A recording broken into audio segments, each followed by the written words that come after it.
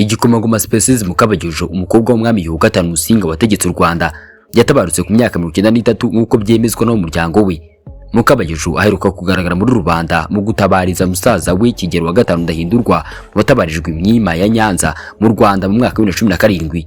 Aho umuryango we babwiye BBC ko igikomangoma Mukabagijo yatabarutse mu ijoro ryo kuwa mbere mu bitaro by'i Nairobi muri Kenya, hari naho yari atuye azize uburwayi n'izabukuru. Nyamara nubwo itariki ya 27 z'ukwezi kwa cumi ari umunsi w'akababaro, ni umunsi wigeze kubaho ibyishimo. Reka tubivugeho. Reka tuvuge ku umwami Mutara wa III Rudahigwa yahaye u Rwanda Yesu Kristo nk'umwami n'umukiza.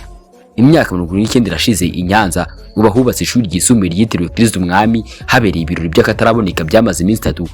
No kuva ku itariki 26 kugeza ku itariki 28 z'ukwezi kwa 10 mu mwaka wa 1946 bisiga umwami Mutara wa III Rudahigwa atuye u Rwanda Kristo umwami na Bikira Mariya umugabekazi w'ijuru n'isi. Paruwasi Gatolika ya mbere yashinzwe Save ku itariki 8 z'ukwezi kwa 2 mu mwaka wa 1900, bikozwe n'abapadiri wa missionnaire ba Afrika barimo Padiri Brad bitaga Telebra, Padiri Bartholomew n'umufrere witwaga Anselme. Kuva ubwo Kiliziya Gatolika yakomeje kugaba amashami mu bice bitandukanye, kuko yahise igera Izaza, Rwaza, Nyundo n'uyu munsi ikibyara paruwasi zitandukanye kugira ngo ibashe kwegera abayoboke bayo by'ukuri. Mu bihe bya mbere Kiliziya Gatolika n'andi madini niyorohewe no kubona abayoboke bashoboraga kubatizwa, gusa Kiliziya Gatolika yakoranaga bya hafi n'ubutegetsi bw'abakoloni n'ababirigi bikarushaho kuyiha ingufu. Amateka y'u Rwanda yerekana ko umwami Mutara wa III Rudahigwa yimitswe na se Yuhi Musinga wa gatanu amaze kwirukanwa n'abakoloni mu gihugu. Kimwe mu byatumye abakoloni bamutoranya ngo amusimbure nuko yari muto kandi yemeye gukorera mu mategeko yabo nk'uko babishakaga. Mu mitegekere y'u Rwanda, Rudahigwa ntiyagombaga kwirengagiza ingufu za Kiliziya Gatolika, kuko kwisuzugura byashoboraga kumukururira ibyago, dore ko ifatanyije n'abakoloni bari bamaze gukura se ku butegetsi. Byatumye yiyegereza Kiliziya Gatolika cyane, abigaragaza abatizwa we na nyina Kankazi mu mwaka wa 1943, byongera kubyerekana mu mwaka wa 1946 atura u Rwanda Kristo umwami. Ibirori byo kwegura u Rwanda Kristo umwami byari byakataraboneka. Ibirori byabereyemo umuhanga wo kwegura u Rwanda Kristo umwami byatangiye ku itariki 23 z'ukwezi kwa 10 mu mwaka wa 1946, birangira nyuma y'iminsi 3 ku itariki 28 z'ukwezi kwa 10 mu mwaka wa 1946 n'ubundi byabereye i Nyanza. Ubu hakaba hubatse ishuri rya Collège du Roi de Nyanza byitabirwa n'abanyacyubahiro barimo Musenyeri Classe Lekmans, umwami Mutara wa III Rudahigwa n'umugabekazi Nyiramavuko Kankazi. Bivugwa ko mu gitondo umwami yavuye iwe mu rukari yambaye igisingo cyiza cyane cyari kimaze iminsi mike gihimbwe, hejuru gisezewe n'umusaraba. Yari yiteye igishura cy'umwami gisa n'ibara ry'ijuru rikeye mu ijosi, yambaye impeta ya Leopold wa II umwami w'Ubirigi. Habanje ijambo rya Resida w'u Rwanda Bwana Sandra Musenyeri de Primo aha umugisha ishusho ya Kristo umwami. Misi ibona gutangira. Mu kwinjira mu Kiliziya, intore zatonze imirongo 2 iteganye zifata amacumu ku muhunda, ibigembe bihurira mu kirere, abatumirwa bose banyura munsi yayo. Nyuma ya misa, umwami Mutara wa III Rudahigwa yinjiye imbere y'isakaramento ritagatifu. Abari mu Kiliziya bose bashishitse, akuramo ikamba arishyira kuri altari, naho yavugiye isengesho yiha Kristo umwami n'igihugu cye n'abantu be. Isengesho ry'umwami Mutara wa III Rudahigwa atura u Rwanda Yezu ryari rimeze ritya: Nyagasani Yezu, umwami w'abantu bose n'uw'imiryango yose, we hamwe n'umubyeyi wawe Bikira Mariya umugabekazi w'ijuru n'isi, ngiye Mutara Charles Pierre Rudahigwa ndapfukamye kugira ngo nemeze ko ari mwe bagenga b'inteko b'u Rwanda, mukagomba no kutubera umuzi ushingiweho ubutegetsi bwarwo n'ingoma yarwo. Nyagasani Kristo umwami ni wowe rwiremeye, uruha abategetsi bo kurugenga mu izina ryawe, ugumya kurugwiza uriyobora ku ngoma nyinshi rutarakumenya. Igihe warurindirije ubonye kigeze, uruha kongeramo ingoma yawe, uruzanamo intumwa zawe zo kurugwizamo urumuri rw'amahame abeshaho iteka, urwoherezamo kandi n'abo kururera ngo barwigishe ubutegetsi, barutoza amajyambere y'ibyiza bikiza byose hano munsi. Natwe Abanyarwanda twese twemeje ku mugaragaro ko tukuyobotse, ukaba uri umwami wacu. Twakiranye icyubahiro amahame abeshaho y'ubwami bwawe. mwimanyi ngo haye igihugu cyanjye cyose, abo tuva indimwe nanjye ubwanjye, abagabo barutuyeho ubaho umutima w'ubudacogora mu ishyaka barurwanira ryo kurushira imbere no kurukomezamo amahoro wazaniye isi yose, ubavanemo imico ya kera yo kugirana nabi no guhuguzanya no kubeshyerana no kwiba no kwambura n'izindi ngeso mbi zose zidahuje n'ubuvandimwe wifuza kubona bwirambuye mu ngoma yawe. Ubagwizemo inema zibamurikira, zibajijura, zibavanemo ubunebwe n'ingeso zindi zose za gipagani zirenga itegeko ryo gusenga wowe wenyine Mungu waremye byose.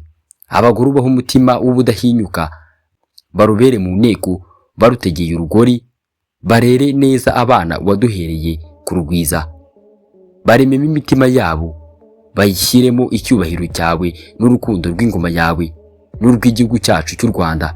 Ingoma rero zarwo zose uzikomezemo amahoro, abashakanye bahuza imitima, babe nk'umubiri umwe nk'uko nawe umeranye na kiliziya yawe. Abatwaro bahe kubategekana ubutabera, barutsindemo akarengane n'imigenzo mibi yindi yose inyuranyije n'ubutungane watwigishije. Ubwo ubakomezamo umwete wo kwirinda ingeso za gipagani zo kwangana no kwiremamo ibice by'inzangano zatuma urukundo twifuzamo rudashinga imizi mu gihugu cyawe. Ubatsindire kuryaryana mu migenzereze yabo, ubatsindire guhendana ubwenge no guhemukirana mu nama bajya zo kugutunganyiriza u Rwanda wabaragije. Iri rimwe mu isengesho umwami Mutara III Rudahigwa yasenze ubwo arimo atura u Rwanda Yezu Kristo nk'umwami n'umukiza warwo. Nk'uko twabibonye, hagati ku itariki 23 z'ukwezi kwa 10 mu mwaka w'1946 no ku itariki 28 z'ukwezi kwa 10 mu mwaka w'1946 niho habereye ibirori n'uyu muhango wo gutura u Rwanda Yezu Kristo nk'umwami n'umukiza. Nyamara ku itariki 27 z'uku kwezi kwa 10 muri mwaka wa 2025 birasa nk'ibihuriranye, akaba aribwo tubuzemo igikomangoma Specioza Mukabayuju, umukobwa w'umwami wa gatanu Musinga wategetse u Rwanda. Mu mwaka wa 2023 inama y'Abepiskopi Gatolika mu Rwanda yashyize umunsi wo gutura u Rwanda Kristo umwami mu rwego rw'iminsi yibukwa muri liturujia, bivuze ko ahantu hose basomye misa ku itariki 27 Ukwakira bibutse igikorwa cy'umwami Rudahigwa. Mu misa yasomewe i Nyanza ku itariki 27 z'ukwezi kwa 10 mu mwaka wa 2025, umwepiskopi wa diocese ya Butare Jean Bosco Nagungira yavuze ko mu gutura u Rwanda Kristo umwami Rudahigwa si iteka yaciye, ahubwo ni uguhamya ukwemera kwe, ni uguhamya ibyo yemera nk'umwami, nk'umubyeyi w'igihugu. Ngewe n'ingoma yanjye tuzakorera Kristo umwami, abashaka bazankurikira, abadashaka sinzabacira ishyanga. Ayo ni amagambo Rudahigwa yivugiye ubwe. Abahanga mu by'amateka y'u Rwanda bemeza ko ubumwe bw'abanyarwanda bwasenyutse nyuma y'umwaduko w'abakoloni n'abamisiyoneri binjiye mu gihugu kuva mu mwaka w'1900. Minisitiri w'ubumwe bw'abanyarwanda n'inshingano mboneragihugu Dr Jean Damascene Bizimana ubwo ari mu biganiro na komisiyo y'imibereho y'abaturage n'uburenganzira bwa muntu muri Sena hagenzurwa ibikorwa mu guteza imbere imibereho y'abageze mu zabukuru, ku itariki 20 z'ukwezi kwa 10 mu mwaka wa 2025 yavuze ko abamisiyoneri badasenya ubumwe bw'abanyarwanda batari kubasha kwigisha ivanjiri ya Yezu Kristo. Ati mu myaka 100 no kuvuga hagati mu mwaka w'1900 no mu mwaka w'1994 niho ruzingiye, kuko buri abakoroni n'abamisiyoneri turabafatanye, ni kimwe bose, abemera ntitubife, ntawe mbuza kwemera, ariko ni ukuvuga amateka abaje bavuga Imana y'abazungu bazanyemo n'ingengabitekerezo isenya, kandi iyo badasenya ntibashoboraga kwigisha ivanjiri yabo ngo bikunde. Dr Bizimana yavuze ko nk'umuntu wize mu iseminari akayivamo abura umwaka umwe ngo abe padiri, azi byinshi cyane ku nyigisho n'amasomo batanga. Ati mu isomo bita missiology, ni ukuvuga uburyo bwo gukwirakwiza ivanjiri, ibwiriza butumwa, uburyo bw'imikorere bari barahawe na Cardinal Lavigeli washinze abapadiri bera n'abayezuwiti, niyo bagenderaho n'abadominikani bose aho bagiye, nicyo bita tabula rasa. Yasobanuye ko bishatse kuvuga ngo aho mugiye kugira no muzashobore kumvugira ivanjiri ya Yesu mugomba kubanza mugahanagura, mukamenya imico yabo, mukamenya ururimi, noneho mukabahanaguramo imyemerere, imigenzo, imigenzereze.